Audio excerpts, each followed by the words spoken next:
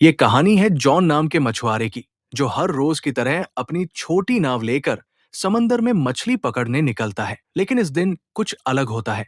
अचानक चारों तरफ घना कोहरा छा जाता है और दूर दूर तक कुछ दिखाई नहीं देता। जॉन रास्ता भटक जाता है और इधर उधर भटकते भटकते उसे एक सुनसान नाव नजर आती है। जिज्ञासावश वो अपनी नाव उस नाव से बांधता है और अंदर जाकर देखने का फैसला करता है। जैसे ही वो उस नाव के भीतर जाता है, उसके होश उड़ जाते हैं। पूरी नाव खाली थी। न कोई इंसान, न कोई आवाज, बस रहस्यमयी सन्नाटा। जॉन जब उस रहस्यमयी नाव में गया तो सब कुछ बिल्कुल सामान्य लगा। खाना ताजा था, कपड़े करीने से रखे थे और हर जगह इंसानी मौजूदगी के संकेत थे। लेकिन वहां कोई था नहीं। वो नाव को चालू करने की कोशिश करता है, पर इंजन काम नहीं करता। इतने विशाल समुद्र में अकेली और खाली नाव देखकर जॉन हैरान रह जाता है। वो दूरबीन से चारों ओर देखने की कोशिश करता है, शायद कोई पास में हो, लेकिन घना कोहरा सब कुछ ढक चुका था। निराश होकर वो कंट्रोल रूम लौटता है और वहां पड़ा रेडियो ऑन करता है। मदद के लिए कोई संकेत भेजने के इरादे से जॉन ने रेडियो पर संदेश भेजा, ये नाव समंदर में फंसी है, कोई सुन रहा हो तो जवाब दे। संदेश भेजने के बाद उसने सोचा कि अब अपनी छोटी नाव से लौट जाना चाहिए। लेकिन जब वो बाहर आया तो उसकी नाव वहां नहीं थी, जबकि उसने उसे अच्छे से बांधा था। उसकी हैरानी और बढ़ गई जब देखा कि अब चारों ओर फैला कोहरा भी अचानक साफ हो गया था और आसमान एकदम खुला था। अब दोपहर का समय हो चुका था। जॉन को समझ नहीं आया कि ये सब क्या हो रहा है। वापस लौटने का कोई और रास्ता न देख वो उसी खाली जहाज पर लौट आया और नक्शे के सहारे रास्ता ढूंढने लगा। जॉन अब ये समझने की कोशिश करता है कि वो आखिर है कहाँ और अपने घर कैसे लौट सकता है। परेशानी ये थी कि उस रहस्यमयी नाव का इंजन खराब था। अगर उसे बचना था तो किसी भी हाल में इंजन को ठीक करना ही था। वो पूरे जहाज में टूल बॉक्स तलाशता है और कड़ी मेहनत के बाद इंजन ठीक कर लेता है। उसके लिए ये एक बड़ी राहत थी। अब नाव चालू हो चुकी थी और दिशा भी धीरे धीरे समझ आने लगी थी। लेकिन खतरा टला नहीं था। जॉन कंट्रोल रूम में जाकर फिर से रेडियो से संपर्क करता है, मगर इस बार भी कोई जवाब नहीं आता। सब कुछ अब भी रहस्य में डूबा था। फिर वो लड़का ऊपर आता है और उसे अचानक टॉयलेट जाना पड़ता है। कोई आसपास नहीं था तो वो सोचता है कि समंदर में ही कर लेता हूँ। जैसे ही वो किनारे जाता है, अचानक किसी ने पीछे से उसे धक्का दे दिया। वो सीधा पानी में गिरता है। हालत बेहद खतरनाक थी, लेकिन उसने रील को पकड़कर किसी तरह खुद को डूबने से बचा लिया। हवा और पानी का दबाव इतना ज्यादा था कि वापस नाव तक आना मुश्किल हो गया। मगर उसने हार नहीं मानी, हिम्मत जुटाई और धीरे धीरे रील के सहारे खुद को खींचते हुए फिर से नाव पर चढ़ाया। इस सब के बीच उसका काम पूरा नहीं हो पाया तो वो दोबारा टॉयलेट जाने लगा। जैसे ही वो नीचे पहुंचा, अचानक किसी ने जोर से दरवाजा बंद कर दिया। जॉन ने पहले इसे हवा का असर समझा और ध्यान नहीं दिया, लेकिन जब बाहर निकलने की कोशिश की तो देखा कि दरवाजा अंदर से बंद हो चुका है। अब वो हैरान रह गया। उसने दरवाजा खोलने की हर कोशिश की, यहाँ तक कि जेब से एक सिक्का निकालकर ताले में फंसाकर भी खोलने की कोशिश की, मगर सब बेकार गया। अब उसे लगने लगा कि इस जहाज पर वो अकेला नहीं है, कोई है जो उसे परेशान कर रहा है, जो दिखता नहीं लेकिन हर वक्त मौजूद है। उसे लगने लगा जैसे कोई उसके साथ बेरहमी से खेल रहा हो। वो जोर से चिल्लाया, कृपया जो भी हो दरवाजा खोल दो, मैं कोई चोर नहीं, बस देखने आया हूँ। लेकिन कोई जवाब नहीं आया। अब उसे समझ आ गया कि मदद की उम्मीद बेकार है। वो कीबिन की तरफ बढ़ा और अंदर जाकर जो देखा उससे उसकी रूह कांप गई। वहां खून के धब्बे थे। डरावना माहौल था, पर उसने डर को नजरअंदाज किया और एक कैंची उठाकर दरवाजा खोलने की कोशिश की। लेकिन ताला अब भी नहीं खुला। तभी पूरी नाव जोर जोर से हिलने लगी, जैसे कुछ बड़ा होने वाला हो। जॉन बेहद घबराया हुआ था। तभी उसकी नजर ऊपर की एक खिड़की पर पड़ी। वो किसी तरह उस खिड़की से बाहर निकला और चारों ओर देखा। दूर से एक विशाल कार्गो जहाज उसकी ओर आता नजर आया। उसकी दिशा सीधी उसी नाव की ओर थी। जॉन को समझ आ गया कि अगर वो जहाज टकराया तो सब खत्म हो जाएगा। अब उसे हर हाल में अपनी जान बचानी थी। उसने सिग्नल देने का सोचा, लेकिन उसके पास कुछ था नहीं। उसने तुरंत अपनी शर्ट उतारी और जोर जोर से लहराने लगा ताकि कार्गो जहाज का कोई उसे देख सके। लेकिन अफसोस, इतने प्रयास के बाद भी किसी की नजर उस पर नहीं पड़ी। अब जॉन को किसी भी हालत में अपनी जान बचानी थी। अगर उसकी नाव आगे बढ़ती रही तो कार्गो जहाज से टकराकर सब खत्म हो सकता था। तभी उसकी नजर खिड़की के पास लटकी एक रस्सी पर पड़ी। उसके दिमाग में तुरंत एक आइडिया आया, अगर वो इस रस्सी का इस्तेमाल करे तो शायद जहाज को रोक सके। उसने जल्दी से रस्सी बांधी और बाहर फेंकी ताकि नाव की गति रुक जाए। लेकिन हालात और बिगड़ गए। रस्सी इंजन के पंखे में फंस गई और खींचते हुए बाथरूम के अंदर आकर उसके गले में अटक गई। उसका दम घुटने लगा। मरने की कगार पर पहुंचकर उसने हिम्मत दिखाई और एक औजार से खुद को आजाद किया। उसकी गर्दन पूरी तरह लाल पड़ गई थी। वो लगभग मर ही गया था, बट आखिरी पल में खुद को बचा पाया। रस्सी इंजन में फंसी थी, जिससे जहाज की रफ्तार थम गई, मगर ये काफी नहीं था। भारी कार्गो जहाज फिर भी उससे टकरा गया। जोरदार टक्कर से उसका जहाज बुरी तरह हिल गया और जमीन पर गिरकर बेहोश हो गया। उसके सिर में गहरी चोट लगी थी। कुछ देर बाद जब उसे होश आया तो उसने देखा कि बाथरूम पानी से भर चुका था। मगर सबसे हैरान करने वाली बात यह थी कि वो समुद्र का खारा पानी नहीं, बल्कि एकदम साफ और मीठा पानी था, जैसे कोई जानबूझकर उसे डराने की कोशिश कर रहा हो। वो एक बार फिर टूटकर भीख मांगता है, चाहे तुम जो भी हो, प्लीज मुझे जाने दो। लेकिन फिर भी कोई जवाब नहीं आता। अब वो भूखा, प्यासा और बेहद कमजोर हो चुका था। जैसे तैसे उसने बाथरूम की शावर से पानी पिया, लेकिन जल्दी ही महसूस हुआ कि पानी खत्म हो गया है। फिर जब उसने सिंक से पानी पीना शुरू किया तो हैरान रह गया। अब वो पानी खारा हो चुका था। उसे तुरंत समझ आ गया कि नाव में कहीं छेद हो गया है और समुद्र का पानी अंदर आ रहा है। ये नाव अब ज्यादा देर नहीं टिकेगी। वो घबराकर दरवाजा खोलने की कोशिश करता है, लेकिन लगता है किसी ने उसे बाहर से बंद कर रखा है। रात का समय था और ऊपर से दिखा कि कोई अदृश्य, शायद दुष्ट शक्ति इस नाव को नियंत्रित कर रही थी। पानी तेजी से बढ़ रहा था और जॉन थककर सो गया। रात में समंदर में भयानक तूफान आया, जिससे नाव बुरी तरह टूट गई और जॉन भी गंभीर रूप से घायल हो गया। सुबह जब उसकी आंख खुली तो पानी सिर तक पहुंच चुका था, सिर्फ चेहरा बाहर था।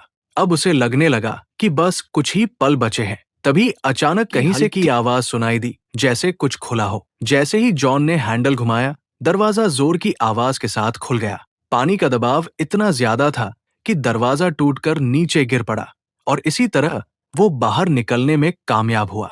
बाहर निकलते ही वो सीधा नाव की छत पर गया ताकि ताजी हवा में सांस ले सके, क्योंकि नीचे ऑक्सीजन लगभग खत्म हो चुकी थी। अब उसे यकीन हो गया था कि कोई अदृश्य ताकत उसे हर हाल में सताना चाहती है। वो शारीरिक और मानसिक रूप से टूट चुका था और नीचे की तरफ पानी लगातार भरता जा रहा था। उसे समझ आ गया कि अब नाव कभी भी डूब सकती है। जॉन ने तय कर लिया था, अब वो इस जहाज पर नहीं रुकेगा। तभी उसे एक आइडिया आया। उसने जहाज से एयरबैग्स निकाले और टूटे हुए बाथरूम के दरवाजे को इस्तेमाल करके एक छोटा राफ्ट बना लिया। उसने सब कुछ मजबूती से बांधा ताकि राफ्ट टिक सके, लेकिन राफ्ट चलाने के लिए उसे कुछ और जरूरी सामान भी चाहिए था। उसने जहाज से खाना, पानी और जरूरी औजार जमा किए और खुद को पूरी तरह तैयार किया। फिर बिना पीछे देखे वो जहाज से उतर गया और राफ्ट पर सवार होकर धीरे धीरे समंदर में आगे बढ़ने लगा। वो राफ्ट पर था और उसके सामने वही बड़ी नाव अब भी खड़ी थी। कई घंटे गुजर गए, लेकिन न तो वो ज्यादा दूर जा पाया और न ही वो नाव डूबी, जिसे वो समझ रहा था कि 5 से 10 मिनट में डूब जाएगी। वो अब भी उसी हालत में थी। तभी उसके दिमाग में एक आइडिया आया, अगर ये नाव अभी तक नहीं डूबी तो क्यों न इसके रिसाव को ठीक कर लिया जाए। अगर ऐसा हो गया तो वो इस मजबूत नाव से आराम से सफर कर सकता है। ये सोचकर वो वापस नाव के पास गया। सबसे पहले उसने रिसाव को ठीक किया, फिर पाइप और औजारों से एक पंप तैयार किया ताकि पानी बाहर निकाला जा सके। उसने जो पंप बनाया था, उसकी मदद से नाव में भरा समुद्र का पानी धीरे धीरे बाहर निकल गया। रिसाव ठीक करने और पानी हटाने के बाद उसने जहाज की बाकी दिक्कतें भी ठीक कर दी। साथ ही उसने बाहर से भी मरम्मत की ताकि आगे सफर में कोई और परेशानी न हो। काम खत्म होने के बाद उसने फिर से रेडियो से मदद मांगने की कोशिश की, लेकिन इस बार भी कोई जवाब नहीं आया। मायूस होकर वो वापस लौटा और नक्शा निकालकर एक बार फिर रास्ता समझने लगा। उसने नाव को आगे बढ़ाने की कोशिश की, लेकिन जैसे ही इंजन स्टार्ट किया, नाव बिल्कुल नहीं हिली, मानो फिर से उसे धोखा दे रही हो। वो नाव एकदम स्थिर थी, जैसे पानी में जड़ हो गई हो, और यही सोच उसे अंदर से तोड़ रही थी। वो पूरी तरह थक चुका था। उम्मीदें खत्म हो रही थी। तभी दूर से उसने एक और जहाज आते देखा। अब उसके पास बस एक ही रास्ता था, अपने छोटे राफ्ट से उस जहाज तक पहुंचना। वो तुरंत राफ्ट पर चढ़ा और तेजी से उस जहाज की ओर बढ़ा। लेकिन तभी वो जहाज अचानक हिलने लगा और जॉन की तरफ तेजी से बढ़ने लगा, जैसे किसी ने उसे जानबूझकर उसकी ओर भेजा हो। जॉन ने अपनी रफ्तार बढ़ाई, लेकिन वो विशाल जहाज और भी तेज हो गया। और ठीक इससे पहले कि वो जहाज उसे टकराता, जॉन ने आखिरी कोशिश की और अपने बोट से कूदकर उस दूसरी नाव तक तैरने का फैसला किया, जो दूर जाती दिख रही थी। लेकिन जब तक वो वहां पहुंचा, वो नाव गायब हो चुकी थी। तभी उसे एहसास हुआ कि इस रहस्यमयी नाव पर कोई बुरी ताकत है, जो उसे कहीं जाने नहीं दे रही। उसने सोच लिया था कि चाहे जान चली जाए, वो इस नाव पर वापस नहीं जाएगा। लेकिन शाम तक पानी में तैरते तैरते ठंड बढ़ने लगी। नीचे डॉल्फिन्स तैर रही थी, पर पानी का तापमान बहुत गिर चुका था। ठंड सहन न हो पाने पर मजबूरी में वो फिर उसी नाव पर लौट आया। वो इतना थक और बीमार हो चुका था कि कुछ सोच पाने की हालत में नहीं था।